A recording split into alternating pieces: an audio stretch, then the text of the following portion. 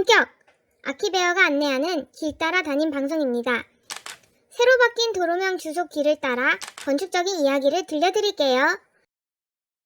이태원 로길 2편 렛츠 고고고! 이태원은 해방 후 한국 전쟁을 거치면서 미군 기지 군사지역으로 변하였고 1960년대에 외국 공간이 들어서면서 70년대에 이태원 특유의 모습이 형성되기 시작하였습니다. 이후 80년대에 각종 국제회의와 88 올림픽 등으로 이태원이 세계에 알려지는 계기가 되었고 1990년대에 최초로 관광특구로 지정되면서 국내외 관광객의 주요 관광지가 되었습니다.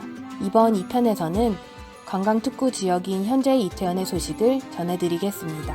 이곳이 2편의 시작인 녹사평역, 그리고 끝인 한강진역입니다. 1부의 끝인 녹사평 육교를 따라 걸어 나오면 드라마 촬영지로 잘 알려진 가게 건물을 만나보실 수 있습니다. 드라마가 종영된 뒤에도 많은 관광객이 방문하여 인증샷을 남기는 모습을 볼 수 있네요. 그 아래를 내려다보면 커다란 조형물이 이곳이 이태원의 시작이라는 것을 알려줍니다.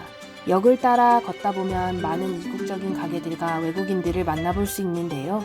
이전에는 주한미군이 많았다면 요즘에는 원어민 강사가 뒤를 이어 한국에서 가장 외국인이 많은 곳임을 보여줍니다. 이태원역에 다다르면 이곳의 랜드마크인 해밀턴 호텔이 보이네요.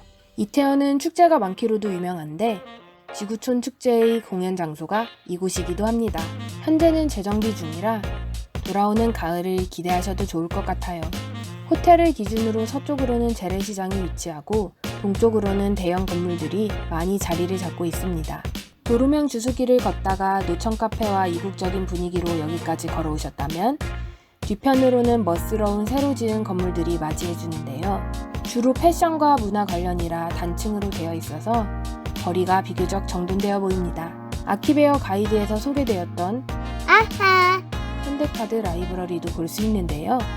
1층은 현대 멤버십이 아니라도 이용하실 수 있습니다. 이태원로라는 이름 대신에 꼼데 가르송 길이라고 불린다는데 제일모직이 인수한 꼼데 가르송 플래그십 외에 유명 연예인들의 소유 건물들로 인해서 이름이 유래된 것으로 보입니다.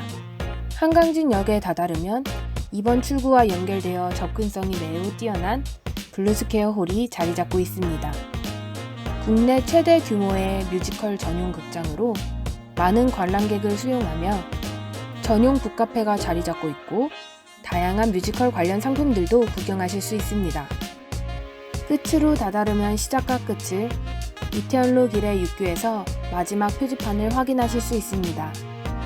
이태원로 2편에서 안내해드린 풍경은 지하철 6호선인 녹사평역과 이태원역, 그리고 한강진역에서 이동이 가능합니다.